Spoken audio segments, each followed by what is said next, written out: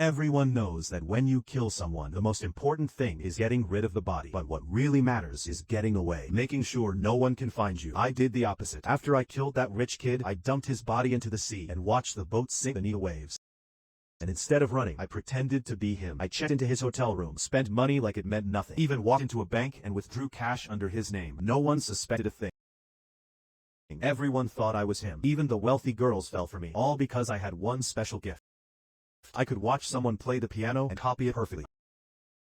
I could glance at a signature and forge it so well, even bank experts couldn't tell the difference. But my real talent was mimicry voices. No, I like him. Marge, you like everybody. No, I like him. You like everybody.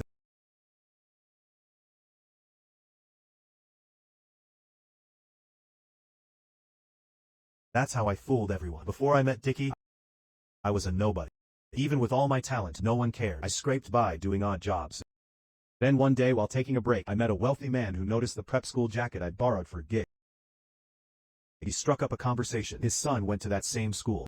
The moment I returned the jacket, I felt ridiculous, but I didn't dare waste an opportunity like that, so I hinted that I knew his son. A few days later, the rich man found me again. He wanted me to fly to Italy and bring his son home.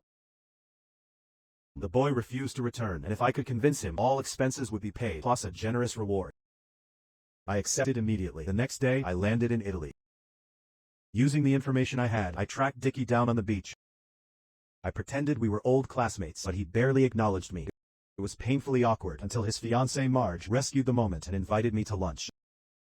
That was exactly what I'd been waiting for at entry point. At the table, I imitated his father's voice. The only talent my son has is for cashing his allowance. What? Oh, I like to sail. Believe me, I love to sail. Instead, I make boats. Stop. Other people sail them. It's too much. You're making all the hairs on my neck stand up. Oh yes, jazz. Oh, jazz. Let's face it. It's just insolent noise. I feel like he's here. Dickie thought it was hilarious. Right as he warmed up to me, I came clean. His father had sent me to bring him home. Of course, he told me to get lost. I pretended to leave, deliberately spilling the contents of my bag. That's when Dickie spotted the jazz record from his favorite musician. Suddenly, he felt like he found a kindred spirit. Not only did he let me stay, he took me out to jazz clubs all night long. That was part of my plan. I knew he was obsessed with jazz, so I'd done my homework before coming. Dickie then invited me to move into his villa. Every day was drinking, eating, parties, and a life of luxury.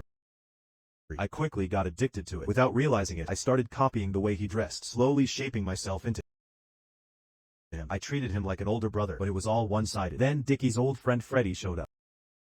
The moment he learned I'd been freeloading for months, the contempt on his face was unmistakable. He called me a parasite.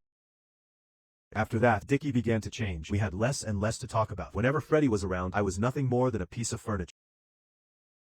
I thought if I could just wait him out, things would go back to normal. But Dickie had already decided to send me away.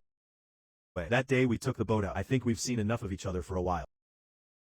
What? You can be a leech. You know that.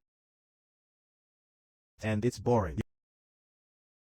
You can be quite boring. I was still thinking about our trip when Dickie suddenly told me to go home. I nearly broke down. I'd given everything to him, and to him I was nothing but entertainment. Dickie slapped me repeatedly, so I decided to